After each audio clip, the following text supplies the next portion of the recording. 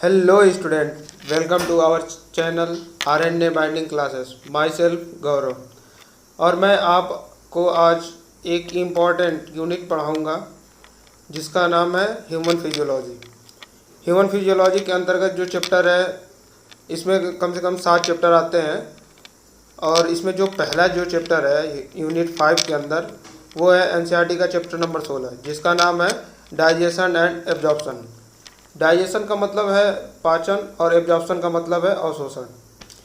इस चैप्टर में सबसे पहले हम डाइजेशन का टॉपिक और डाइजेशन का जो टॉपिक है उसको कवर करेंगे, फिर बाद में एब्जॉर्प्शन का। और जो डाइजेशन जो होता है वो होता है फूड, यानी खाना या भोजन को खाने के बाद। अब सवाल ये है कि जो फूड है वो फूड है क्या, फूड कहते किसे हैं। जैसे हम जो भी खाना खाते हैं या जो भी सब्सटेंस हम खाते हैं और वो डाइजेस्ट होके एनर्जी एब्जॉर्ब होती है, ठीक, और जिसके कारण हम कोई भी कार्य करते हैं। जब हम खाना खाएंगे, ठीक, और मान लीजिए कि हमने रोटी खाया, ठीक है, रोटी क्या किया, हमने खा लिया, जब वो डाइजेस्ट हो गया तो वो हमें एनर्जी मिलेगी। एनर्जी क्या हो गई, ऑब्जॉर्व हो गई, सारी कोशिकाओं को मिल गई। जब हम कोई कार्य करेंगे तो वो क्या होगा, खर्च होगी एनर्जी। जैसे कि आप देखते हैं कि सुबह जैसे आप खा पी के निकले, ठीक, तो आपकी शाम तक क्या होती है, एनर्जी डाउन हो जाती है। क्यों? क्योंकि आप पूरे दिन काम करते हैं तो एनर्जी क्या होती है कि खर्च होती है। जब आप खा पी के निकलते हैं तो डाइजेस्ट होकर एनर्जी तो मिल जाती है, लेकिन शाम तक आते आते एनर्जी खर्च हो जाती है। क्यों? क्योंकि आप पूरे दिन काम करते हैं तो जो भी एनर्जी आप एब्जॉर्ब किए होते हैं वो खर्च होती है, ठीक। जैसे कि अब जो फूड है, फूड में जैसे कि रो आपका हो गया, चावल हो गया। चावल जैसे मान लो कि उससे मिलता है हमें कार्बोहाइड्रेट, ठीक है। तो जैसे दाल हो गई, दाल से हो गया आपका प्रोटीन हो गया, या और भी जैसे नींबू है उससे हो गया विटामिन सी मिल गया। तो इस तरह के अलग अलग जो सब्सटेंस होती हैं, अलग अलग जो चीज़ें हैं, उससे क्या होती है कि अलग अलग हमको जो कैलोरीफिक जो वैल्यू होती है वो अलग अलग हमें मिलती है, ठीक है। तो चलिए हम फिर बिना देर किए शुरू करते हैं इसको, यूनिट 5 को। जैसा कि आप स्क्रीन पे देख रहे हैं कि जो दिख रहा है यूनिट 5 ह्यूमन फिजियोलॉजी, ठीक है। इसके अंदर इतने सारे चैप्टर हैं, 16 जो कि डाइजेशन एंड एब्जॉर्प्शन जो है चैप्टर नंबर 16, इसी को हम आज बात करेंगे, ठीक है। इसमें हम वो चीज़ पढ़ेंगे जैसे कि हमने बता दिया कि जो भी डाइजेशन यानी कि एब्जॉर्प्शन, जो भी खाना हम खाते हैं वो खाना क्या खाते हैं, जैसे खाते हैं जब तो वो पचता है, पचने के बाद वो उसकी एनर्जी कैसे एब्जॉर्ब होती है। हर जगह से अलग अलग तरह से अलग अलग क्वांटिटी में क्या होती है, एनर्जी एब्जॉर्ब होती है, ठीक है। तो चलिए शुरू करते हैं, आते हैं चैप्टर से पहले एक वैज्ञानिक है अल्फोंसो कोर्टाई। अल्फोंसो कोर्टाई जो है थे एक इटालियन एटोनॉमिस्ट थे। जैसा कि आप देख रहे हैं स्क्रीन पे, Alfonso Corti Italian anatomist was born in 1822, ठीक है। जो अल्फोंसो कोर्टाई थे वो 1822 ईस्वी में इटालियन में मतलब इटली में पैदा हुए थे, ठीक है, जो कि एक एटोनॉमिस्ट थे। Corti began his scientific career studying the cardiovascular system of reptile, ठीक है। जो जो जो ये अल्फोंसो थे, इन्होंने अपना कैरियर की जो शुरुआत की थी वो शुरुआत किए थे कार्डियोवैस्कुलर सिस्टम के, ठीक है। वो और किस पे, रेप्टाइल पे। जो भी रेप्टाइल्स थे उनके कार्डियोवैस्कुलर सिस्टम्स पे अपने वैज्ञानिक कैरियर की शुरुआत किए थे। उसके बाद उन्होंने देखिए जैसा कि नेक्स्ट लाइन है, नेक्स्ट लाइन आप देख रहे हैं कि letter he turned his attention to mammalian auditory system auditory system, ठीक है। तो इसमें हम देख रहे हैं कि बाद में लिखा है कि लेटर यानी कि बाद में ही टर्न मतलब वो मुड़ गए, हिज अटेंशन जो उसका ध्यान था वो दूसरे तरफ मुड़ गया, किसके तरफ? Mammalian auditory system. Mammalian auditory system का मतलब जो भी स्तनधारी थे उनके स्वर, जो स्वर तंत्र है, या हम बोल सकते हैं कि ऑडिटरी मतलब कि सुनने वाला, ठीक है। ऑडिटरी सिस्टम यानी कि हमारा ऑडिटरी सिस्टम क्या है? कान है। तो उनका जो अटेंशन था वो टर्न हो गया किस पे? ऑडिटरी सिस्टम पे, कान के ऊपर, ठीक है। किसके किसके कान के ऊपर? मेमेलियन के, ठीक। जब हम नेक्स्ट देखेंगे कि in 1851 he published a paper describing a structure located on the basal membrane, ठीक है। उन्होंने इसमें लिखा कि वह एक 1851 ईस्वी में एक बुक पब्लिश किए जिसमें उन्होंने डिस्क्राइब किया था बैसलर मेम्ब्रेन का, जो कि किसका था? कॉकलिया का। Of the basilar membrane of cochlea containing hair cell that convert sound vibration into nerve impulse, ठीक है। जैसे कि ये देखिए, containing that convert sound vibration into nerve impulse. तो जब वो जो भी कॉकलिया है ऑडिटरी सिस्टम की, जो भी मैमल के ऑडिटरी सिस्टम की जो भी कॉकलिया है, उसमें उन्होंने देखा कि जो उनका बैसलर मेम्ब्रेन है कॉकलिया की, वो उसमें हेयर पाए जाते हैं, हेयर कंटेंट होते हैं, जो कि साउंड वाइब्रेशन को क्या करता है? कन्वर्ट करता है किसमें? इनटू नर्व इम्पल्स में, नर्व इम्पल्स में कन्वर्ट करता है, जिससे क्या होता है कि हमारा ब्रेन उसको रिसीव करता है, ठीक है। फिर हमें ब्रेन को वो समझाता है कि हाँ, हमने जो सुना है वो आखिर क्या है, ठीक। फिर आगे है कि द ऑर्गन ऑफ कोटाई। फिर बाद में उसको जो भी इन्होंने खोजा कॉकलियर मेम्ब्रेन को, उसको हम बाद में फिर इन्होंने कहा गया द ऑर्गन ऑफ कोटाई के नाम से भी जाना जाता है उसको। He died in the year, वो कितने में? 1888, वो 1888 ईस्वी में क्या हो गए? मर गए, ठीक है। तो इनका जो जीवन काल ये देखिए, अल्फांसो कोटाई जो थे 1822 में क्या हुआ? इनका बॉर्न हुए, यानी 1822 में ये जन्मे और 1888 में मर गए, ठीक है। अब हम चलेंगे नेक्स्ट चैप्टर के ओर, चैप्टर की तरफ चलते हैं। तो उसमें देखेंगे कि चैप्टर नंबर 16 में ये हेडिंग है पहले डाइजेशन एंड एब्जॉर्प्शन। जैसे कि मैंने अभी शुरू में इंट्रोडक्शन दिया था कि डाइजेशन का मतलब होता है पाचन, एब्जॉर्प्शन का मतलब होता है अवशोषण, ठीक है। तो जो भी अब इसका अगर हम पहला लाइन देखेंगे, पहले पैराग्राफ का जो लाइन है, देखिए लिखा है कि food is one of the basic requirement of all living organism. The major component of our food are carbohydrate, protein and fats.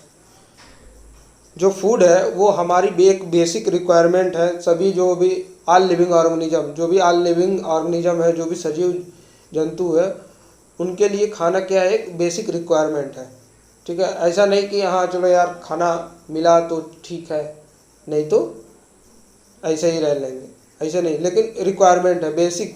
इसमें देखिएगा शब्द लिखा गया है बेसिक रिक्वायरमेंट, ठीक है। फूड क्या है? बेसिक रिक्वायरमेंट है लिविंग ऑर्गेनिज्म के लिए, सभी लिविंग ऑर्गेनिज्म। उसमें से द मेजर कंपोनेंट देखेंगे कि the major component of our food are carbohydrate, protein and fats. जो भी हम फूड खाते हैं उसमें जो मेजर कंपोनेंट्स होता है वो होता है आपका कार्बोहाइड्रेट, प्रोटीन एंड फैट्स, ठीक है। इसे मेजर क्यों माना जाता है? क्योंकि ये क्या है? ये कैलोरीफिक जो वैल्यू होती है वो देती है, इससे हमें बहुत ही ज़्यादा कैलोरी मिलती है, ठीक है। जैसे कि अभी किसी को इंस्टेंट एनर्जी चाहिए होती है तो उसे कार्बोहाइड्रेट दे दीजिए आप, ठीक है, तो क्या होगा? उसे इंस्टेंट एनर्जी तुरंत मिल जाएगी। तो वो क्या करे? अगर मान लीजिए हम कार्बोहाइड्रेट ले लिए तो वो हमारे शरीर में क्या उत्पन्न, हमारे शरीर में उन्होंने क्या कर दिया? कैलोरी क्या करी? बढ़ा दिया हमारे शरीर की, तो हमें क्या मिल गई? एनर्जी मिल गई। तो इसीलिए हम इसको भी ये बोलते हैं कि ये जो भी मेजर कंपोनेंट्स हैं जैसे कि कार्बोहाइड्रेट, प्रोटीन एंड फैट, ये क्या है, एक कैलोरीफिक वैल्यू है। ठीक है, फिर हम नेक्स्ट देखेंगे कि लिखा है vitamins and minerals are also required in small quantities. देखिए ऐसा नहीं है कि केवल यही हमें ज़रूरी है, कार्बोहाइड्रेट, फैट्स और प्रोटीन, ऐसा नहीं है कि केवल हमें यही ज़रूरी है, लेकिन इसके अलावा भी ज़रूरी है। क्या ज़रूरी है? विटामिन्स, मिनरल्स और जैसे कि वाटर भी हमें चाहिए। ठीक है, तो ये जो विटामिन मिनरल्स है ये हमें थोड़ी मात्रा में भी मिले तो क्या है, कोई दिक्कत नहीं है। ठीक है, लेकिन हमें स्मॉल क्वांटिटी में ज़रूरी है। ठीक, फिर नेक्स्ट है food providers energy and organic material for growth and repair of tissue. Food क्या करता है, हमें एनर्जी प्रोवाइड करता है और जो ऑर्गेनिक मटेरियल्स है ग्रोथ के लिए वो हमें प्रोवाइड करता है, जो कि क्या करता है, हमारा जो टिश्यू है उसको, अगर मान लीजिए कहीं कट गया हाथ या उंगली कट गई तो वो क्या करता है, टिश्यू वहाँ के नष्ट हो गया, तो वो जब हम इसको लेते हैं, अच्छे से भोजन करते हैं, तो क्या करता है कि ये टिश्यू को रिपेयर करता है। जैसे कि मान लीजिए अभी आपको कहीं चोट लग गई, भगवान न करे ऐसा हो, लेकिन अगर मान लीजिए चोट लग गई तो अभी डॉक्टर के यहाँ आप जाएंगे तो वो आपको दवा देगा, पट्टी करेगा, बैंडेज करेगा, उसके बाद वो बोलेगा कि आप खान पान पे ध्यान दीजिएगा, अच्छे से सही हो जाएगा। क्यों कहता है खान पान पे? यानी कि आप जो भी खाना है अच्छी क्वालिटी का खाना खाएंगे, अच्छी तरह से खाना खाएंगे, टाइमली खाना खाएंगे, तो उससे क्या होगा कि जो भी आप पे कई टिश्यू जो है रप्चर हुई है वो क्या होगी, जल्दी ही रिपेयर हो जाएगी। ठीक, फिर देखिए नेक्स्ट लिखा है, नेक्स्ट लाइन है the water we takes in play an important role in metabolic process and also prevents dehydration of body. जैसा कि इसमें दे रहा है कि जो वाटर है, वाटर भी हमें लेना चाहिए। क्यों? क्योंकि ये भी एक इम्पॉर्टेंट रोल प्ले करता है, किसमें, मेटाबॉलिक प्रोसेस में। जो भी हमारे शरीर में उपापचयी क्रियाएं होती हैं उसमें भी ये क्या करता है, एक इम्पॉर्टेंट रोल प्ले करता है। And also prevents dehydration of the body, और वो क्या करता है कि जो भी आपकी बॉडी में डिहाइड्रेशन हो रहा है उसको क्या करता है, रोकता है। जैसे कि अभी हमें हो रहा है, फिलहाल देख रहे हैं भीगे हुए हैं पसीने से। ठीक, तो पानी की ज़रूरत है हमें। ठीक है, पहले पढ़ा लें फिर पीते हैं। चलिए देखिए नेक्स्ट लाइन जो है, biomacromolecules in food can not be utilised by our body in their original forms. जो भी बड़े मॉलिक्यूल्स होते हैं, जो भी जैसे मान लो जो बायोमैक्रो मॉलिक्यूल्स, यानी कि बायो का मतलब जैव, मैक्रो मतलब कि बड़ा, मॉलिक्यूल्स मतलब अणु, जो भी बड़े जो भी जैव अणु होते हैं, जो भी बड़े जैव अणु होते हैं, उनको क्या करते हैं, बॉडी डायरेक्ट यूटिलाइज नहीं कर पाती है, उसको सिंपल वे में क्या करती है, तोड़ती है, यानी छोटे छोटे भागों में तोड़ती है, तब उसको यूटिलाइज करती है, यानी डाइजेस्ट करती है, तब फिर उसको क्या करती है, उसकी एनर्जी को एब्जॉर्ब करती है। जैसा कि नीचे लिखा गया है लाइन में, नेक्स्ट लाइन में, कि they have to be broken down convert into simple substance in the digestive system. वो क्या करती है, इसको कन्वर्ट करती है सिंपल सब्सटेंस में इन द डाइजेस्टिव सिस्टम। इसको क्या करती है, तोड़ के डाइजेस्टिव सिस्टम में, डाइजेस्टिव यानी कि पाचन तंत्र जो है उसके थ्रू इसको बड़े को छोटे में, यानी कि कॉम्प्लेक्स को सिंपल में तोड़ के आपको वो करती है, डाइजेस्ट कराती है। ठीक है, फिर नेक्स्ट है, आप देख रहे हैं कि this process of conversation of complex food substance into simple absorption form is called digestion. यानी कि कॉम्प्लेक्स फूड को, डाइजेशन की जो है डिफिनीशन हम देखें तो क्या है, कॉम्प्लेक्स फूड को सिंपल में कन्वर्ट करना और उसे यानी कि एब्जॉर्बर फॉर्म में कन्वर्ट करना को हम क्या बोलते हैं, डाइजेशन। यानी कि जैसे मान लीजिए कि बहुत बड़ा पत्थर है, ठीक है, उसको हम तोड़ के छोटे छोटे भागों में कर दिए। ठीक है, तो जब छोटे छोटे भागों में हो गए तो आसानी से कोई भी उठा सकता है। बड़ा पत्थर है तो वो सब कोई आसानी से नहीं उठा पाएगा। ठीक, तो वैसे ही यह क्या करती है, जो बड़े अणु होते हैं तो वो आसानी से पचते नहीं है, तो उसको क्या करती है, छोटे छोटे भागों में तोड़ देती है, जिसके कारण वो क्या होते हैं, आसानी से पच जाते हैं। तो बड़े को छोटे छोटे भागों में तोड़ना, यानी कि बड़े मॉलिक्यूल्स को छोटे मॉलिक्यूल में तोड़ना ही डाइजेशन कहलाता है। ठीक है, फिर नेक्स्ट देखेंगे, नेक्स्ट लाइन है कि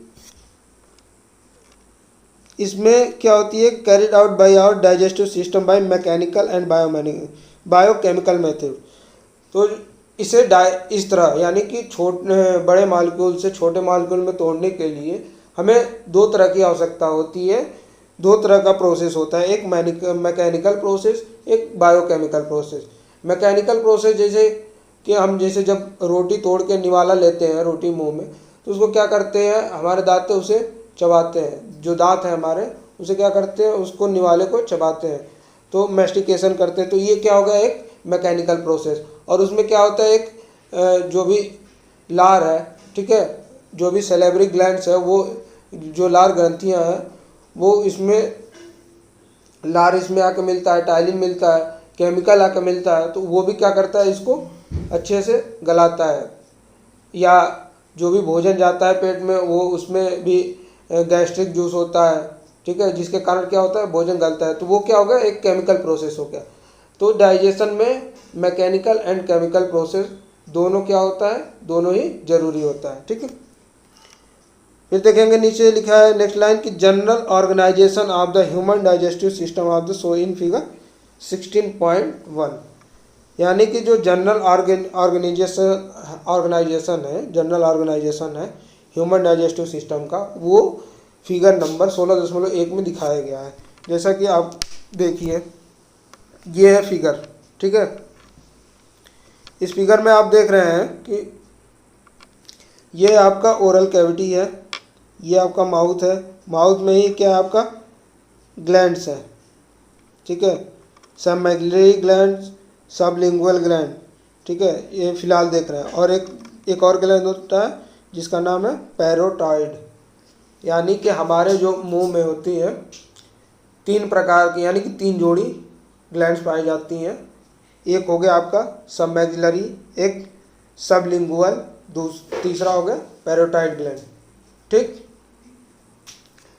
फिर नेक्स्ट आप नीचे आएंगे, ये देखेंगे, ये आपका है फेरिंग्स हो गया, जिससे क्या होता है, common pathway, pharynx is the common pathway of trachea and oesophagus.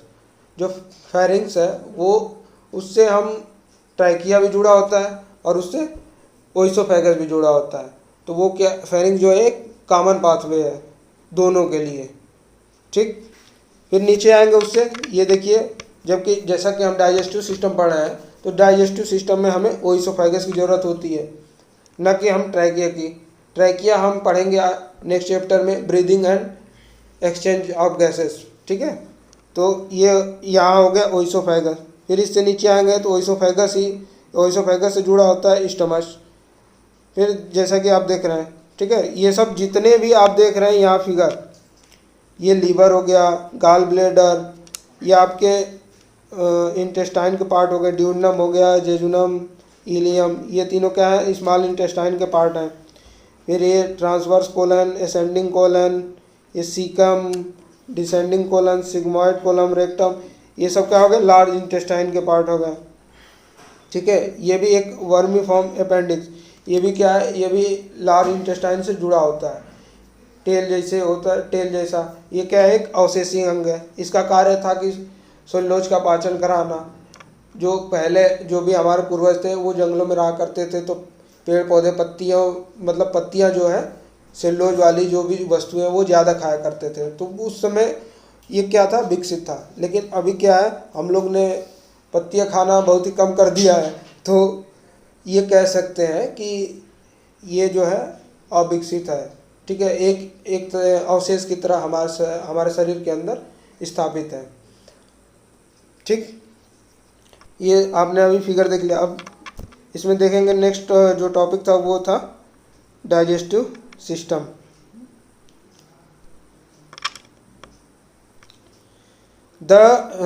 देखिए जो ये है लाइन है, the human digestive system consist of alimentary canal and the associated glands. जैसा कि हमने अभी आपको फिगर में दिखाया था कि जो भी उसके साथ ग्लैंड्स लगे हुए हैं डाइजेस्टिव सिस्टम के साथ, यानी कि एलिमेंट्री कैनाल। डाइजेस्टिव सिस्टम क्या है? एलिमेंट्री कैनाल और उसके जो सहयोगी या उससे लगे हुए जो भी जितने ग्लैंड्स हैं वो सब मिलके ही क्या बनाते हैं? डाइजेस्टिव सिस्टम, यानी कि पाचन तंत्र। ठीक है। फिर उसमें क्या है? पहला क्या है? एलिमेंट्री कैनाल है। तो हम अब बात करेंगे किसकी? एलिमेंट्री कैनाल की। जैसा कि नीचे आप देख रहे होंगे स्क्रीन पे, नीचे जो है नेक्स्ट हेडिंग है एलिमेंट्री कैनाल। ठीक, ये है एलिमेंट्री कैनाल। इसमें लिखा है कि the alimentary canal begin with anterior opening the mouth and it opens out posteriorly through the anus. यानी कि जो एलिमेंट्री कैनाल होता है, एलिमेंट्री कैनाल का मतलब ये होता है, उसको हिंदी में बोलते हैं आहार नाल। ठीक है। जो एलिमेंट्री कैनाल होता है वो उसकी जो ओपनिंग होती है, ये जो उसकी एलिमेंट्री कैनाल की इंटीरियर ओपनिंग जो होती है वो होती है माउथ। ठीक। और पोस्टेरियर ओपनिंग जो होती है वो होती है एनस। तो जो एलिमेंट्री कैनाल है यही क्या होता है कि मॉडिफाइड होके बीच में ये ऑर्गन बनाता है, जैसे कि स्टमच। ठीक है। फिर वही आगे चल के वो मॉडिफाइड हो गया तो वही क्या होगा? Small intestine. फिर थोड़ा सा और मॉडिफाइड हो गया तो वो हो गया लार्ज इंटेस्टाइन। ठीक है। फिर थोड़ा सा और मॉडिफाइड हो गया तो वो हो गया आपका एनस। तो जो एलिमेंट्री कैनाल है वो माउथ से लेकर एनस तक होती है। ठीक है। और वही बीच बीच में क्या होती है कि मॉडिफाइड हो जाती है, जिसके कारण अलग अलग ऑर्गन का निर्माण होता है। और वो सभी ऑर्गन किसमें? डाइजेस्टिव सिस्टम में हेल्प करते हैं फूड को डाइजेशन के लिए। ठीक। अब हम नीचे बात करेंगे कि the mouth leads to the buccal cavity और ओरल कैविटी। जो माउथ है जो वो लीड्स करता है किसके तरफ? Buccal cavity. यानी कि जो ये माउथ है इसके अंदर वाले भाग को क्या कहते हैं? बकल कैविटी बोलते हैं या ओरल कैविटी बोलते हैं। कैविटी का मतलब होता है गुहा। ठीक है। यानी कि अंदर का खाली स्थान। ठीक। The oral cavity has a number of teeth and a muscular tongue. अब देखिए ये जो लिखा है, क्या लिखा है कि द ओरल कैविटी, जो ओरल कैविटी है, ओरल कैविटी के पास क्या होता है? नंबर ऑफ टीथ, यानी कि दांतों की संख्या, यानी बहुत सारे दांत होते हैं। और एक मस्कुलर टंग होती है। मस्कुलर यानी कि मसल से बनी हुई एक स्ट्रक्चर होता है जिसे हम टंग बोलते हैं। ठीक है। ईच टूथ इज इम्बेडेड, जैसे क्या है? Each tooth is embedded in a socket जा बोन। यानी कि जो प्रत्येक दांत है वो क्या होता है? इम्बेडेड का मतलब होता है धसा होना। इन अ सॉकेट जा मतलब कि जो भी ये सॉकेट मतलब जो ये जो जबड़ा है, जबड़े का जो खांचा है, सॉकेट मतलब खांचा हो गया। जो जबड़े का खांचा है उसमें क्या होते हैं? दांत अंदर की तरफ धसे होते हैं। या ऊपर का जो हो गया तो वो ऊपर की तरफ अंदर धसा होता है। ठीक है। जैसा कि फिगर 16.2, यानी कि जैसे कि फिगर देखिए ये 16.2 यानी कि 16.2 में आपको दिखा रहे हैं। ये देखिए इतना पार्ट जो होता है ये जैसे ये रेड वाला आप देख रहे हैं, इतना पार्ट क्या होता है कि इसके अंदर क्या होता है? धसा हुआ होता है, इम्बेडेड होता है। जैसा कि ये देख रहे हैं, ये लिखा हुआ है सॉकेट ऑफ जा। ये जो खांचे बने हुए हैं इसी के अंदर क्या होता है? दांत इम्बेडेड, धसा हुआ। ठीक। अब नेक्स्ट देखेंगे, नेक्स्ट लाइन क्या है? This type of attachment is called thecodont. यानी कि जो दांत अंदर के सॉकेट जॉ में धसे होते हैं, इस प्रकार के दांतों को हम क्या बोलते हैं? थिकोडॉन्ट। ठीक है। थीको मतलब कि धसे हुए जैसा, डॉन्ट मतलब कि दांत, यानी कि धसे, जो भी दांत धसा हुआ होता है अंदर सॉकेट जा में तो उसको हम क्या बोलते हैं?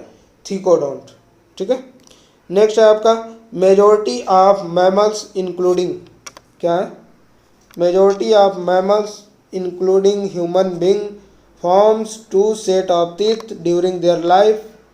ठीक है, जो मेजॉरिटी है मैमल्स की, जो भी स्तनधारी जो भी हैं, इनकी मेजॉरिटी अगर देखी जाए या एक एवरेज देखी जाए तो उसमें अधिकतर जो भी जो इंक्लूड यानी कि ह्यूमन बीइंग को जो अगर उसमें इंक्लूड कर रहे हैं तो उसमें ये देखा जाता है कि उनमें 2 प्रकार के दांत पाए जाते हैं, 2 तरह के, 2 सेट पाए जाते हैं दांतों के, जो उनके जो भी लाइफ है यानी कि लाइफ स्पेन है, उनके जीवन काल में 2 तरह के यानी कि 2 सेट क्या होते हैं दांत पाए जाते हैं। जैसे कि पहला जो सेट होता है अ सेट ऑफ टेम्पोररी मिल्क और डेसिडियस टीथ। जो पहला सेट होता है वो होता है टेम्पोररी मिल्क जिसे बोलते हैं, या डेसिडियस टीथ, यानी कि जैसा कि आपने सुना होगा कि दूध का दांत, ठीक है, बचपन में लोग बोलते हैं कि दूधा का दांत, तो उसको जो भी वो जो दूध के दांत होते हैं, हम लोग बोलते हैं दूध के दांत, तो वो जो क्या होता है टूटता है पहले, फिर उसके बाद जो नया दांत होता है वो परमानेंट हो जाता है। ठीक, लेकिन जो पहला दांत निकलता है करीब 18 के आसपास, 18 तक क्या होते हैं हमारे 18 साल तक लगभग मैक्सिमम दूध के दांत टूट चुके होते हैं। ठीक है, तो जैसा कि इसमें नेक्स्ट देख रहे हैं कि by deciduous teeth replaced by a set of permanent और एडल्ट टीथ, यानी कि जो पहले निकलता है फिर टूटता है, फिर उसका स्थान कौन सा लेता है, रिप्लेस करता है किसको, परमानेंट टीथ से। ठीक है, या उसे हम परमानेंट टीथ को ही क्या बोलते हैं, एडल्ट टीथ। एडल्ट टीथ क्यों बोलते हैं, क्योंकि वो हमेशा रहता है जवानी में, यानी कि एडल्ट नौजवान। ठीक है, this type of dentition is called डाइफोडॉन्ट।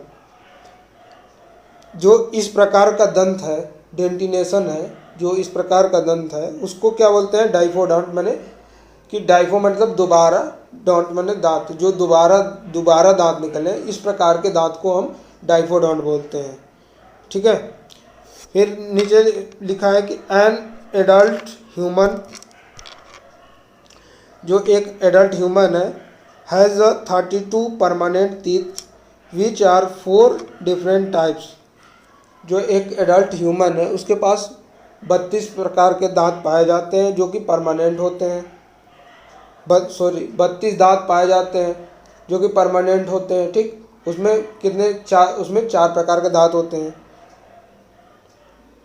जैसे पहला जो है, जैसे इसमें देख रहे हैं आगे लिखा है कि टाइप्स हेट्रोडोंट डेंटिनेशन, यानी कि अगर जो भी 32 प्रकार के दांत हैं उसमें अलग अलग प्रकार के, 32 प्रकार नहीं, 32 दांत, 4 प्रकार के 32 दांत जो होते हैं उसको हम हेट्रो, इस प्रकार के जो भी दंत है, डेंटिनेशन है, उसको हम बोलते हैं हेट्रोडोंट। हेट्रो मतलब कि अलग अलग, मतलब हीमो मतलब क्या हो गया, समान हो गया, तो उसका अगर हम बिलोंग क्या, हेट्रो यानी कि अलग अलग जो भी दांत होते हैं, अलग अलग प्रकार के दांत पाए जाते हैं, तो उसको हम बोलते हैं हेट्रोडोंट। और जो दांत 2 बार निकलते हैं उसे डाइफोडोंट। ठीक, और जो दांत इम्बेडेड होते हैं सॉकेट जा में उसे थिकोडोंट। ठीक है, तो एक तरह से ये हो गया कि हम देख रहे हैं कि जो भी हमारा दांत है वो किस प्रकार का होता है, थिकोडोंट, डाइफोडोंट और हेट्रोडोंट। ठीक है, ये इंपॉर्टेंट चीज़ है, इसको याद रखिएगा। ठीक, और 4 प्रकार के कौन से दांत होते हैं, पहला होता है इंसिजर। ठीक है, जैसा कि देख रहे हैं स्क्रीन पर इंसिजर, इसको आई से डिनोट किया जाता है। दूसरा कैनाइन, इसको सी से डिनोट किया जाता है। ठीक, तीसरा प्रीमोलर, इसको पीएम से डिनोट किया जाता है। चौथा हो गया मोलर, इसको किसको, एम से डिनोट किया जाता है। ठीक है, जो इंसिजर है इसको हिंदी में हम कृंतक बोलते हैं, कृंतक यानी कि काटने वाला। ठीक, जो इंसिजर होता है उसका काम होता है काटने का। और जो कैनाइन को हम बोलते हैं रदनक। ठीक है,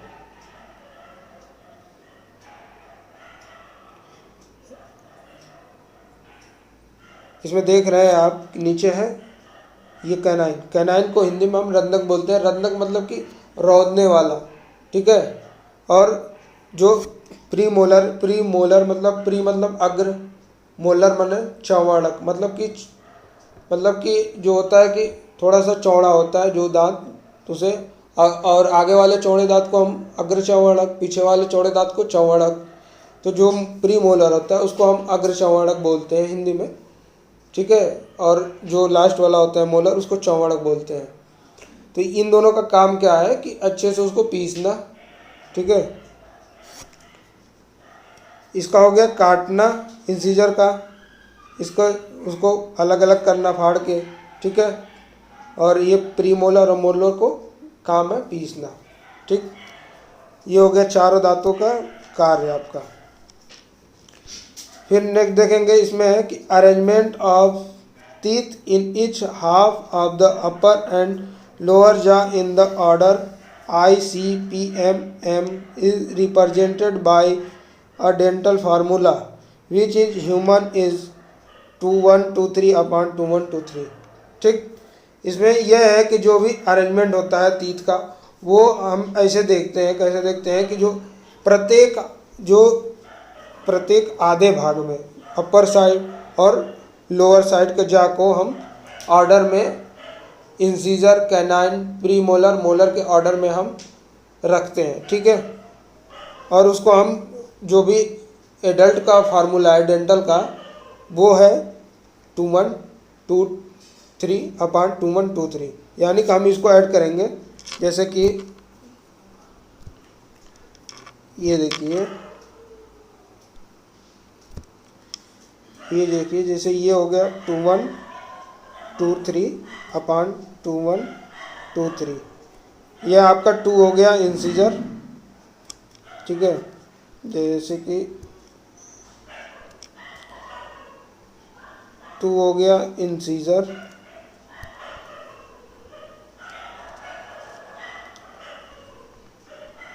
2 अपॉन 2। फिर नेक्स्ट हो गया कैनाइन आपका 1 अपॉन 1। फिर प्रीमोलर आपका हो गया 2 अपॉन 2। फिर मोलर आपका हो गया 3 अपॉन 3। यानी कि जो ये ऊपर का देख रहे हैं, जो भी ये ऊपर साइड है, ये हो गया, ये हो गया, ये सब जो ऊपर के हैं, ये अपर जाके हाफ अपर जा पार्ट है। और जो ये नीचे आप देख रहे हैं, ये हाफ लोअर जा पार्ट है, ठीक है। इनको हम सबको ऐड करेंगे, यहाँ इसको हम ऐड करेंगे, ठीक। यानी कि 2 + 1 + 2 + 3, यानी कि आपका ये हो गया 8, ठीक है। ऐसे ही नीचे का भी हम ऐड करेंगे, नीचे का भी हो जाएगा 8, और 8 8 दोनों को जोड़ेंगे तो हो जाएगा 16। तो ये एक भाग आधे में से आधे अपर जा का हो गया और आधे लोअर जा का हो गया, ये दोनों मिला के 16 हो गए। तो इस आधे अपर जा और आधे लोअर जा का बचा, तो इसको जब एक साइड का मालूम चल गया, ये तो एक साइड का, फिर यानी कि एक साइड का आपको पता है, दूसरे साइड का पता करना है, तो उसको मल्टीप्लाई कर देंगे हम 2 से, तो आपका टोटल हो जाएगा 32। यानी कि जो परमानेंट टीथ है, यानी कि एडल्ट टीथ है, वो होता है 32। उसका फार्मूला होता है 2123 अपॉन 2123, ठीक। इसको हम हिंदी में बोल देंगे 2123/2123।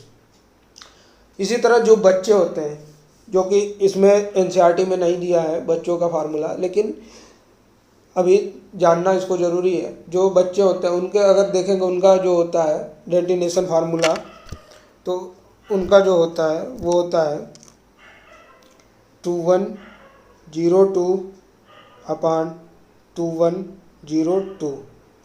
तो इनका कितना कितना हो जाता है, 5 ऊपर 5 नीचे, दोनों को ऐड करेंगे 10, 10 से मल्टीप्लाई करेंगे 20। जो 20 दांत होते हैं वो होते हैं डेसिडियस टीथ या टेम्पोररी टीथ, ठीक है, जो कि बच्चों में पाए जाते हैं। तो बच्चों का जो भी है डेंटिनेशन फार्मूला, वो है 2102 अपॉन 2102। इसमें जो इंसीजर है 2 है, ठीक है, इंसीजर है 2 है, एक सेकेंड, कलर चेंज करने दीजिए। ये है देखिए, इंसिजर है जो है वो 2 है, कैनाइन है 1 है, इसमें प्रीमोलर जो होता है बच्चों में 1 भी नहीं पाया जाता है, 0 होता है, ठीक। और मोलर मोलर जो है बच्चों में केवल 2 पाया जाता है, 3 की जगह पे क्या कितने होते हैं, 2, ठीक। अब हम चलेंगे अपने टॉपिक पे। ये आपका टॉपिक और ये आपकी लाइन, ठीक है, यहाँ से पढ़ना। ये है नेक्स्ट है, देख रहे हैं कि the hard chewing surface of teeth, जो भी दांत है, दांत से जब जो हम चबाते हैं तो जो उसका दांत का जो सरफेस होता है, हार्ड सरफेस होता है जिससे हम चबाते हैं, वो बना होता है मेड अप ऑफ, यानी कि बना होता है इनेमल का बना होता है, ठीक है। Helps in the mastication of food, जो कि सहायता करता है फूड को मैस्टिकेट करने में, ठीक है, फूड को मैस्टिकेट करने में सहायता करता है। The tongue is a freely movable, जो जीभ है, the tongue is a freely movable muscular organ attach to the floor of the oral cavity by the frenulum. जो जीभ है हमारी वो एक फ्रीली मूवेबल करती है, और वो मूवेबल इस तरह इसलिए करती है कि वो अटैच होती है, जो भी हमारा बक्कल कैविटी कह लें या ओरल कैविटी कह लें, तो ओरल कैविटी के जो फ्लोर से क्या होता है, फ्रेनलम, एक फ्रेनलम जो होता है डबल मेम्ब्रेन फोल्डेड मेम्ब्रेन होता है, जिससे वो क्या होती है, अटैच होती है। इसके कारण जो क्या होती है, हमारी जो जीभ है वो फ्रीली मूव कर सकती है, ठीक। The upper surface of the tongue has a small projection called पेपिलाई।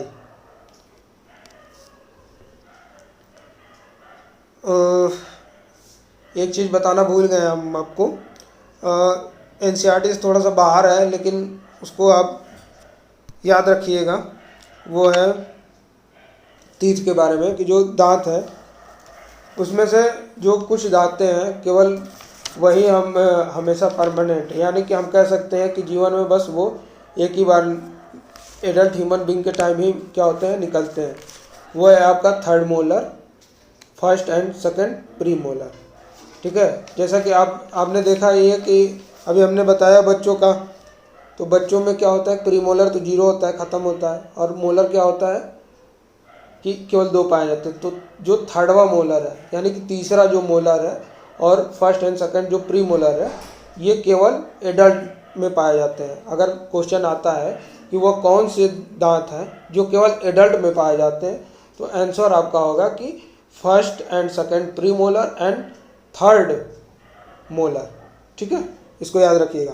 चलिए अब आते हैं टॉपिक पे, ध्यान देते हैं इसमें कि हम यहाँ पढ़ रहे थे कि the upper surface of the tongue has a small projection called papillae. जो हमारी जीभ है इसके ऊपर एक स्मॉल, जो जीभ के जो अपर सरफेस पे स्मॉल एक छोटे छोटे यानी कि प्रोजेक्शन निकले होते हैं, उभार निकले होते हैं, जिसे हम पेपिलाई बोलते हैं। Some of which bear taste bud, जिसमें कि जो कुछ पेपिलाई जो होते हैं वो बियर यानी कि धारण किए होते हैं टेस्ट बड को, मतलब कि स्वाद अणु को, टेस्ट में यानी स्वाद कलिकाएँ, सॉरी बड मतलब क्या होती है, कलिकाएँ, कलियाँ, जो स्वाद कलिकाएँ हैं उसको क्या करते हैं, धारण किए होते हैं। तो अगर हम देखेंगे कि जो हमारी जीभ है वो, जैसा कि हमने इसमें देखा कि पेपिलाई है, और वो क्या करती है, टेस्ट बड को धारण की होती है। तो जो पहले हम ये देखेंगे कि जो पेपिलाई है ये थोड़ी सी आउट ऑफ एनसीईआरटी है, एनसीईआरटी में दिया नहीं है, बट इसे जानना जरूरी है।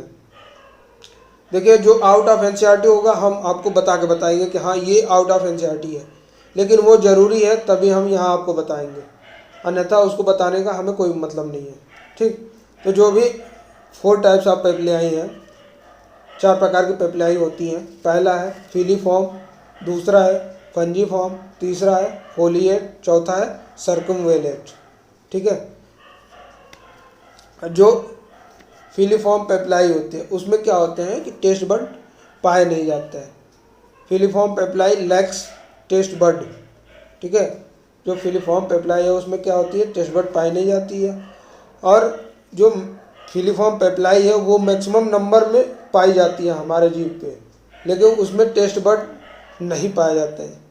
ठीक है, देखिए ध्यान दीजिएगा कि सबसे ज़्यादा नंबर में टेस्ट बड क्या होती है, कहाँ कौन सी पाई जाती है हमारे टंग पे, तो होगा आंसर फिलीफॉर्म पेप्लाई। ठीक, और एक और क्वेश्चन है कि लैक ऑफ टेस्ट बड विच पेप्लाई, तो क्या होगा, फिलीफॉर्म पेप्लाई। ठीक है, अब देखिए जो फोलिएट पेप्लाई होती है, 4 प्रकार की हमने बताई थी, फिलीफॉर्म, फंजीफॉर्म, फोलिएट, सर्कुमवेलेंट। तो इसमें से जो फोलिएट पेप्लाई होती है वो होती है एब्सेंट, किसमें, ह्यूमन में, यानी कि हम लोगों में जो फोलिएट पेप्लाई होती है वो एब्सेंट होती है। तो प्रेजेंट किस में होती है, रैबिट में। ठीक है, जो रैबिट है उसमें जो है फोलिएट पेप्लाई प्रेजेंट होती है और हम लोग में फोलिएट पेप्लाई एब्सेंट होती है। ठीक, फिर जो है जो टेस्ट बड तो पाए जाते हैं, लेकिन टेस्ट बड जो होते हैं 5 प्रकार के होते हैं। जैसा कि हमने देखा कि जो कुछ पेप्लाई जो होते हैं वो टेस्ट बड क्या होते हैं, कलेक्ट किए होते हैं, अपना धारण किए होते हैं। ठीक, अब तो टेस्ट बड धारण किए होते हैं वो तो ठीक है, लेकिन कितने प्रकार के जो टेस्ट बड होते हैं वो कितने प्रकार के, कौन कौन से टेस्ट बड होते हैं, या कौन कौन से टेस्ट को बताने वाले टेस्ट बड होते हैं, तो कितने प्रकार के, 5 टेस्ट। ठीक है, पहला हो गया आपका स्वीट, दूसरा सावर, तीसरा बिटर, चौथा साल्टी, पांचवा उमामी। ठीक है, ये पांचवा याद रखिएगा, उमामी, UMAMI, उमामी। ठीक है, ये थोड़ा सा आउट ऑफ एनसीईआरटी था बट अटैच था, इसलिए हमने इसको बता दिया। अब आते हैं हम अपने एनसीईआरटी पे और इसमें देखेंगे कि ये दिया है नेक्स्ट पैराग्राफ में, ये पहला जो लाइन है वो है the oral cavity. The oral cavity leads into a short pharynx which serves as a common passage for food and air. जैसा कि हमने आपको अभी फिगर में बताया था कि जो कॉमन पाथवे इज अ क्या है, फेरिंग्स है। Pharynx is a common pathway of food and air. ठीक है, तो वो बात भी यही लिखी जा रही, यही इस लाइन में यही कही जा रही है कि जो ओरल कैविटी है, ओरल कैविटी के अंदर एक फेरिंग्स होता है जो कि जिसका कॉमन पैसेज होता है, जो कि एक कॉमन पैसेज होता है किसका, फूड और एयर का। वहाँ से फिर आगे लिखा गया है कि the oesophagus and the trachea, trachea यानी कि इसको हम विंड पाइप भी बोलते हैं, ओपन इनटू द फेरिंग्स। ठीक है, फेरिंग्स के थ्रू जो होता है ओइसोफेगस और ट्राइकिया जो होता है फेरिंग्स में ही दोनों जुड़े होते हैं। ठीक है, और एक cartilaginous flap called epiglottis prevented in the enter food. तो जहाँ जो ट्रैकिया होता है फेरिंग्स में, ट्रैकिया के ऊपर क्या होता है, जैसे ये मान लीजिए ट्रैकिया है। ठीक है, ये मान लीजिए ट्रैकिया है, ये ऊपर ग्लाइटस पाया जाता है और इसके ऊपर एक एपिग्लाइटस, ईपी मतलब ऊपर। ठीक है, ईपी मतलब ऊपर, तो ग्लाइटस के ऊपर पाया जाने वाला एपिग्लाइटस होता है जो कि एक फ्लैप की तरह होता है, ढक्कन की तरह होता है। ठीक है, जब भी खाना जाता है इधर से, मान लीजिए कि ये माउथ है आपका, इधर से खाना गया तो ठीक है, क्या करता है कि ये इसको कवर कर लेता है। कवर क्यों करता है, अगर कवर नहीं करेगा तो वो क्या होगा, विंड पाइप में आपका खाना चला जाएगा और आपको क्या हो जाती है, खांसी आने लगती है। फिर लोग बोलते हैं, इसीलिए कहते हैं कि खाते वक्त क्या किया जाता है, बात नहीं किया जाता है, खाना सरक जाता है, इसे बोला जाता है। ठीक है, तो वो इसीलिए उसके ऊपर क्या होता है कि जब भी हम खाना या पानी पीते हैं तो ये क्या करता है कि ग्लाइटस को ढक लेता है, एपिग्लाइटस, जिससे कि पानी विंड पाइप में ना जाकर, ट्रैकिया में ना जाके, इसके बगल में ओइसोफेगस होता है, ओइसोफेगस द्वारा हमारे स्टमच में स्टोर हो जाता है। ठीक है, फिर नेक्स्ट है आपका कि जो ओइसोफेगस है, the oesophagus is a thin long tube which extend Potli passing through the neck. जो ओइसोफेगस एक थिन और लंबा ट्यूब जो है, जो कि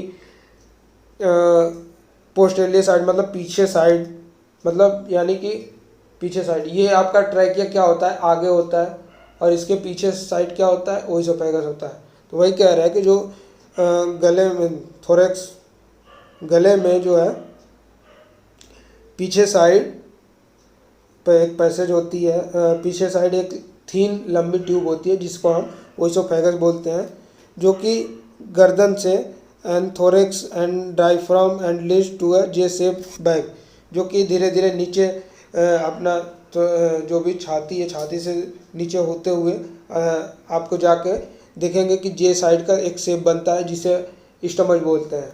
ठीक है, यही मॉडिफाइड होकर क्या करती है, स्टमच बनाती है, जैसा कि आप ये फिगर में देख रहे हैं। ठीक है, ये देखिए, ये हो गया ओइसोफेगस। ठीक है, फिर ये जो है जे शेप का क्या बना रही है, स्टमच। ठीक,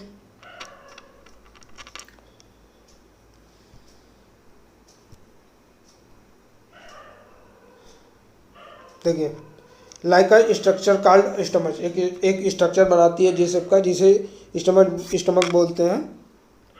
A muscular sphincter, a muscular sphincter gastroesophageal regulates the opening of esophagus into the stomach।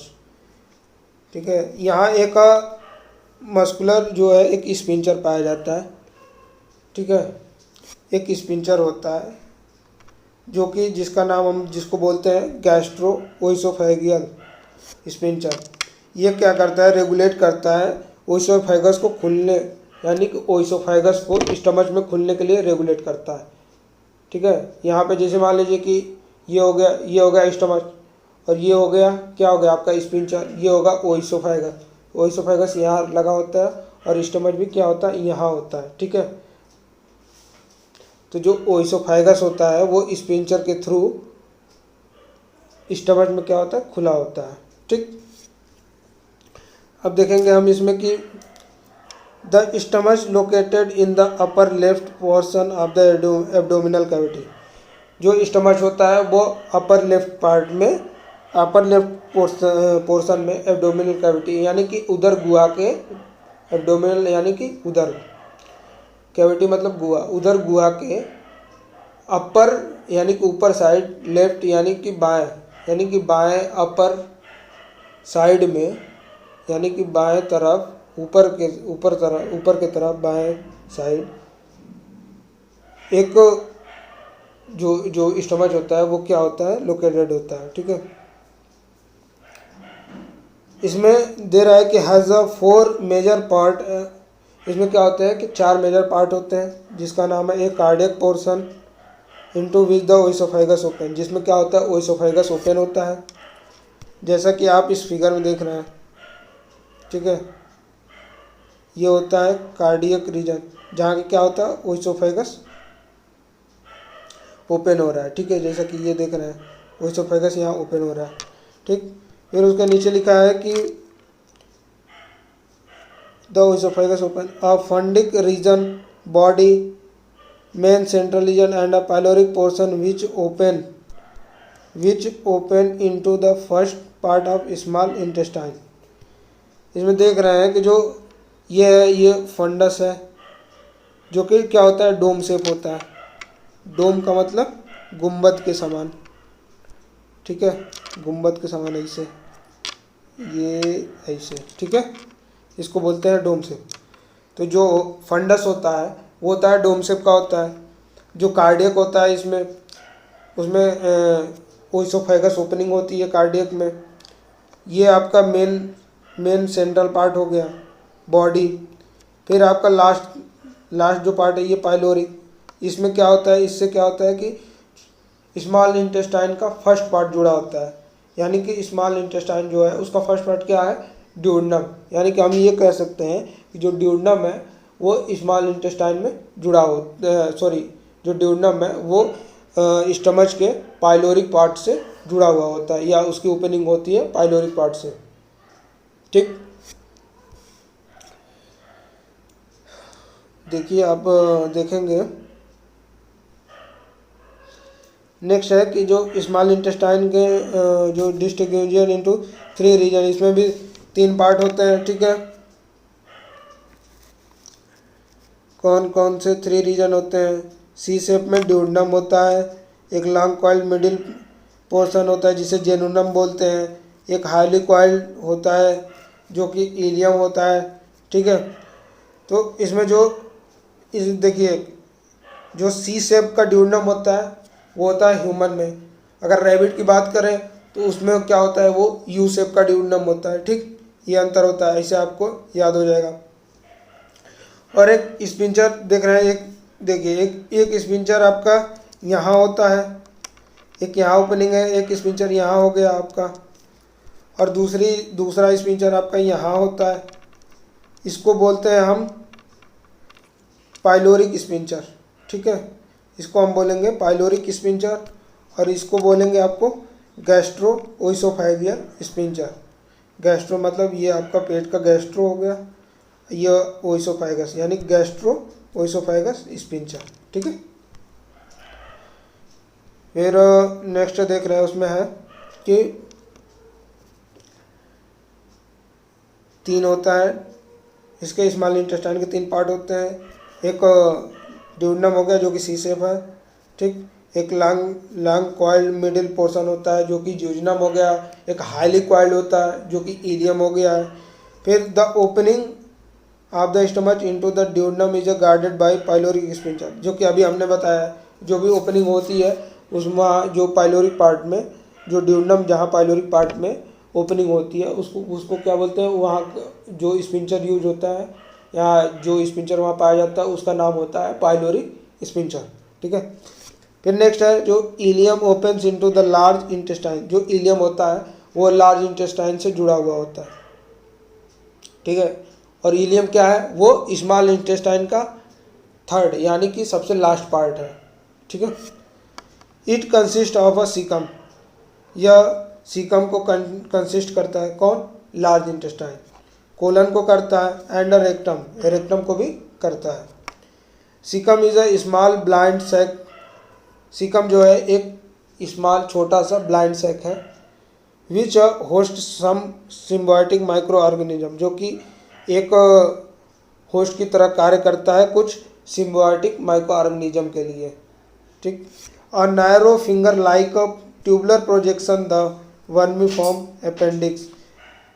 ठीक है, ये सब हम आपको बता चुके हैं। ये सब नैरो एक पतला सा, ठीक है, पतला सा फिंगर नुमा उंगली नुमा एक संरचना पाई जाती है जो, ठीक है, एक प्रोजेक्शन निकला होता है जिसको हम वर्मिफॉर्म अपेंडिक्स बोलते हैं।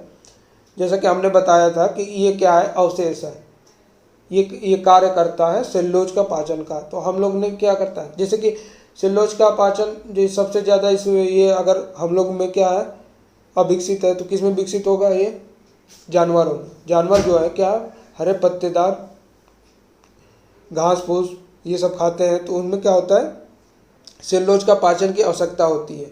तो ये क्या करता है, अपेंडिक्स जो होता है ये जानवरों में अधिक विकसित होता है, उन जानवरों में जो घास फूस खाते हैं, न कि मांस खाते हैं। ठीक है, जैसा कि इसमें लिखा है कि which is a vestigial organ. Vestigial organ का मतलब क्या है, अवशेषी अंग। एराइज फ्रॉम द सीकम, जो कि सीकम के द्वारा निकला होता है, सीकम से निकला होता है। The caecum opens into the colon.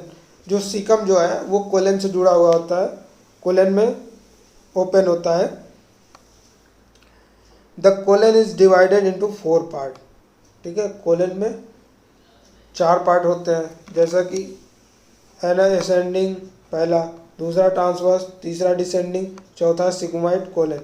जैसा कि आप इस फिगर में देखिए, ये है आपका फिगर, ये हो गया आपका, ये देखिए ये हो गया आपका अपेंडिक्स।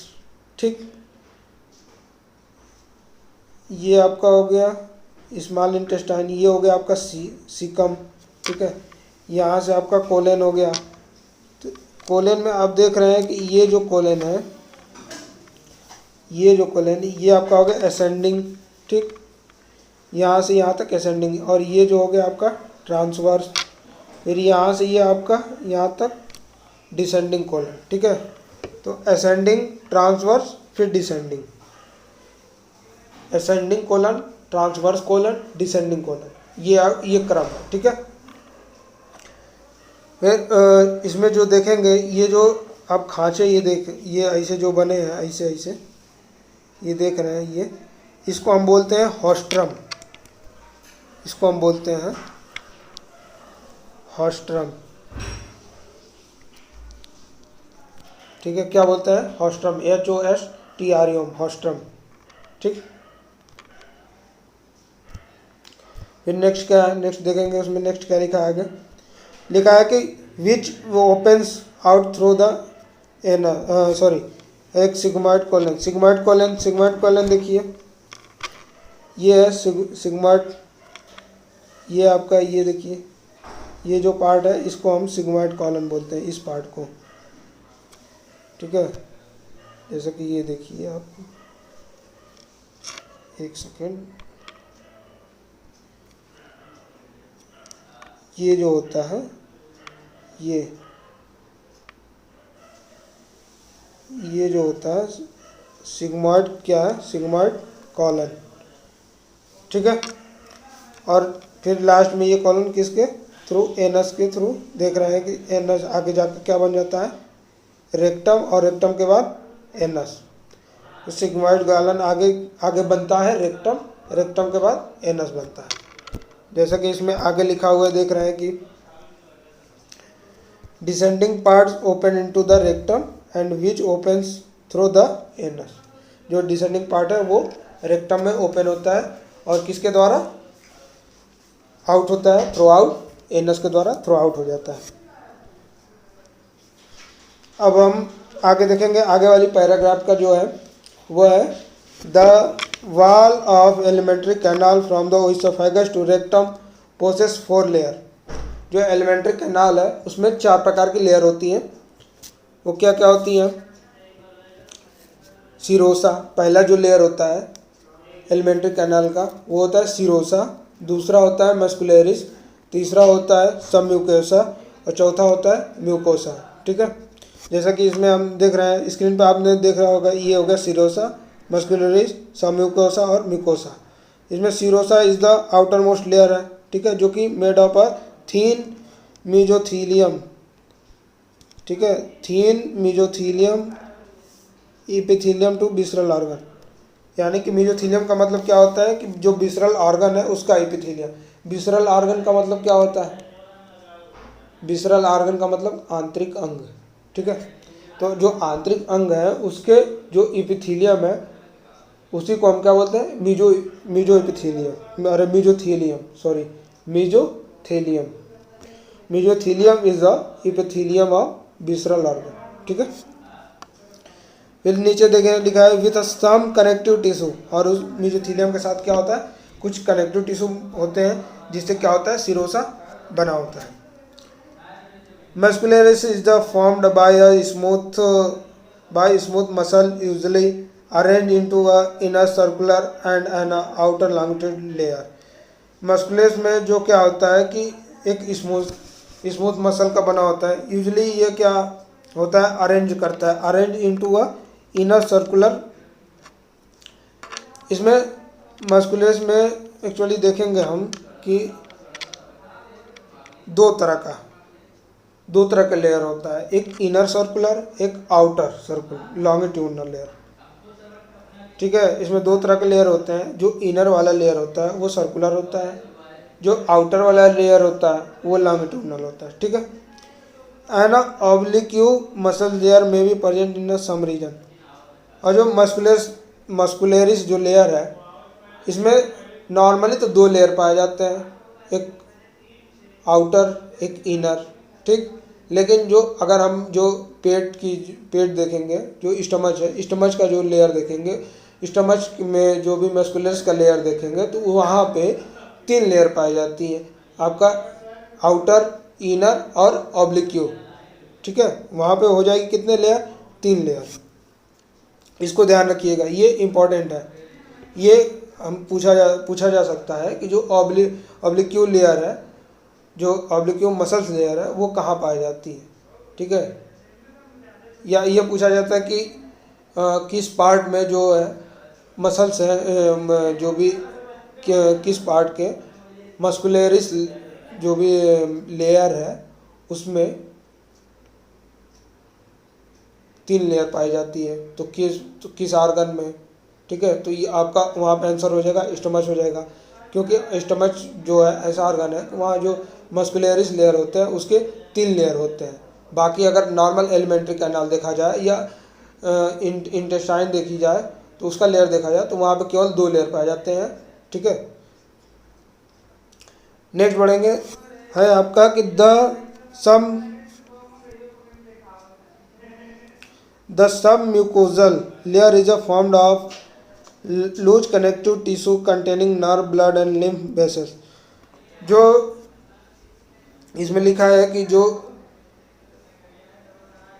क्या बता रहे थे कि हाँ सब म्यूकोजल लेयर है, थर्ड लेयर, जो थर्ड लेयर है आपका सब म्यूकोजल लेयर, वो बना होता है आपका किससे, कुछ लूज कनेक्टिव टिश्यू से, कुछ उसमें नर्व भी होते हैं, कुछ ब्लड और लिम्फ वेसल्स भी होते हैं, ठीक है। यानी कि हम ये कह सकते हैं कि जो सब म्यूकोजल लेयर है उसके वो बना होता है कुछ ब्लड वेसल्स, लिम्फ वेसल्स या नर्व से और कुछ लूज कनेक्टिव टिश्यू से, ठीक है। इन ड्यूडनम जैसा कि देख रहे हैं कि in duodenum glands are also present in the submucosa. Duodenum में सब म्यूकोसा में ग्लैंड्स भी प्रेजेंट होते हैं। जो सब म्यूकोसा है ये ड्यूडनम, केवल जो स्मॉल इंटेस्टाइन का जो ड्यूडनम का पार्ट है, अगर उसका हम सब म्यूकोसा वाली लेयर देखेंगे तो उसमें क्या होता है, कुछ ग्लैंड भी क्या होता है प्रेजेंट होते हैं। द इनर मोस्ट देखेंगे कि the inner most layer linking the lumen of alimentary canal is the mucosa. जो लास्ट लेयर है चौथा म्यूकोसा, उसमें वो इनर मोस्ट जो अंदर के तरफ देखेंगे कि एक लिंकिंग लेयर होती है, ठीक है। जैसा कि आपको अभी आप फिगर में दिखा रहे हैं, जैसा कि आप ये देखिए, ये जो होता है सिरोसा, ये आपका मस्कुलरिस, ये सब म्यूकोसा। तो म्यूकोसा का जो इनर साइड जो ये लेयर बनी हुई है, ये लिंकिंग लेयर, इसी को हम क्या बोलते हैं, यहाँ पे दिया गया है देखिए, इसको उसी को हम ये देखिए उसी को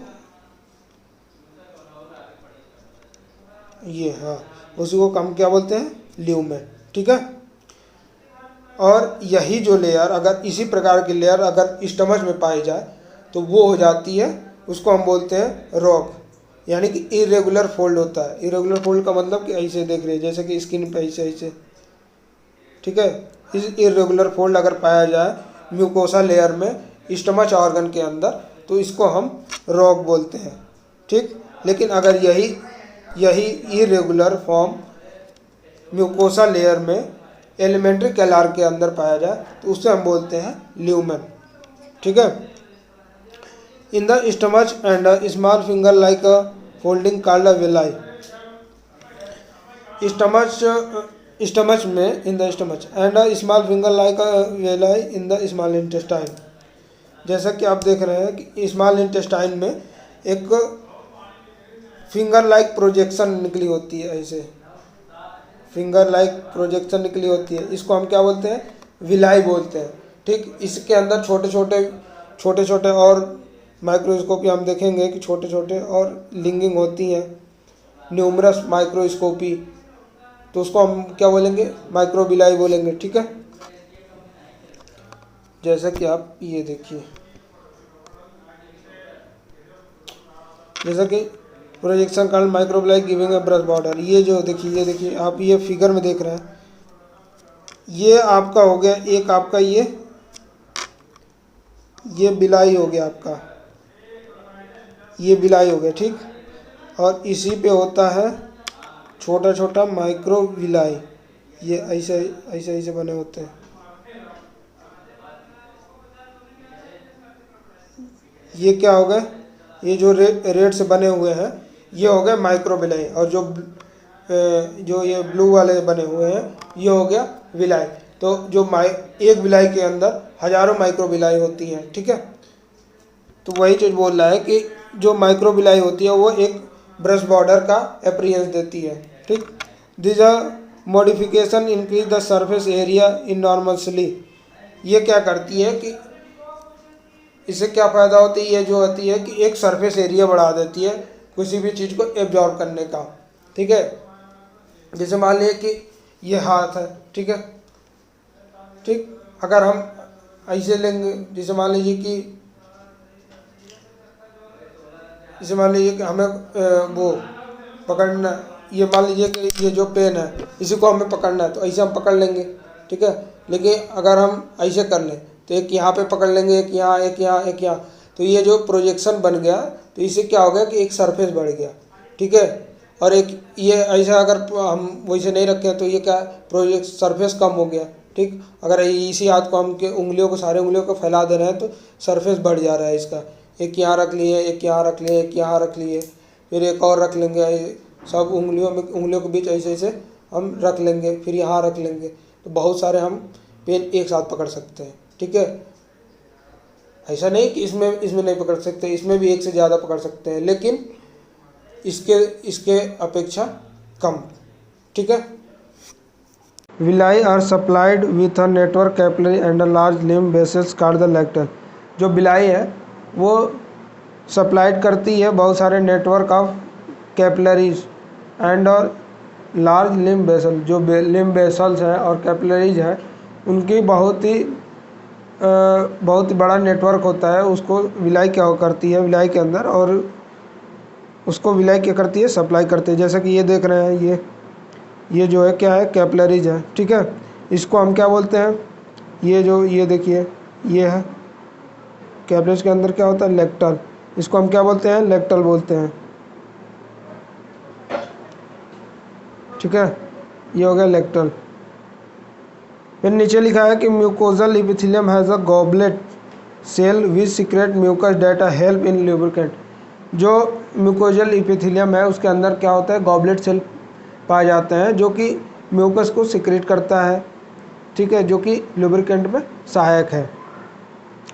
mucosa also forms gland in the stomach, gastric glands, यानी कि जो स्टमच का म्यूकोजा है उसके अंदर गैस्ट्रिक ग्लैंड्स भी पाए जाते हैं। ठीक है, जो कि ग्लैंड से बना होता है, तो उसके अंदर स्टमच जैसे जो स्टमच वाला म्यूकोजा लेयर है उसके अंदर गैस्ट्रिक ग्लैंड्स पाए जाते हैं। बट जो इंटेस्टाइन के अंदर है उसके अंदर क्या पाए जाते हैं, crypts in between the base of villi in the intestine. Cripps के बीच बिलाई के बेसेस मतलब आधार पाए जाते हैं इंटेस्टाइन के अंदर, जिसको हम क्या बोलते हैं, क्रिप्स ऑफ लिवरक्यून, जिसको हम क्रिप्स ऑफ लिवरक्यून बोलते हैं।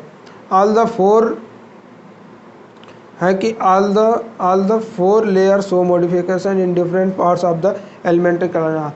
जो सभी मैंने सभी फोर मतलब चारों लेयर हैं वो मॉडिफिकेशन शो करते हैं डिफरेंट पार्ट एलिमेंट्री कैनाल के डिफरेंट भागों में। वो क्या करते हैं, मॉडिफिकेशन अपना शो करते हैं। क्योंकि जो एक्चुअली ये है कि जो कि स्टमच है, स्टमच वाले लेयर में कुछ अलग होता है और जो है इंटेस्टाइन वाले लेयर में कुछ अलग होता है। जैसा कि म्यूकोजल लेयर होता है, तो म्यूकोजल लेयर में जो लेयर होती है, म्यूकोजल लेयर में जैसे कि इंटेस्टाइन है, इंटेस्टाइन का अगर हम म्यूकोजल वाला लेयर देखेंगे तो उसमें जो होता है 2 लेयर होता है। बट स्टमच का म्यूकोजल लेयर देखेंगे तो उसमें क्या होता है, 3 होता है। ठीक है, क्या क्या उसमें ऐड हो जाता है, पहला होता है आउटर, दूसरा इनर एंड थर्ड होता है ऑब्लिक्यूट। ठीक है, तो वो क्या करते हैं कि जो सभी जो जितने भी चारों प्रकार की लेयर होती हैं एलिमेंट्री कैनाल में मॉडिफिकेशन अपना शो करती हैं। तो स्टूडेंट्स, जो आज का वीडियो था वो लेक्चर जो था यहीं तक था, और फिर हम नए लेक्चर जो है कल वाला, इसका सेकंड पार्ट जब भी हम पढ़ाएंगे, मतलब कि नेक्स्ट टाइम, यानी कि कल का लेक्चर होगा वो होगा आपका यहाँ से पढ़ाएंगे डाइजेस्टिव ग्लैंड से। ठीक है, तो हम कल से यहाँ से हम शुरू करेंगे डाइजेस्टिव ग्लैंड, और बाकी पढ़िए आप इसका। हम आपको जितना भी, जब ये चैप्टर ख़त्म हो जाएगा तो आपको हम इसका एक सेशन रखेंगे अलग से, जिसमें हम केवल इसके क्वेश्चन और आंसर पे क्या करेंगे, हम इसको डिस्कशन करेंगे क्वेश्चन पे कि किस तरह के क्वेश्चन बन सकते हैं, कौन सा क्वेश्चन इंपॉर्टेंट है। ठीक है, तो आप पढ़िए, नहीं समझ में आता है कमेंट करिए, और या आप कमेंट करिए, फिर आपको हम ये नहीं, कमेंट की रिप्लाई हम देंगे तुरंत जहाँ तक हो सकता है। ठीक है, तो तब तक के लिए धन्यवाद। पढ़ते रहिए, खुश रहिए, स्वस्थ रहिए।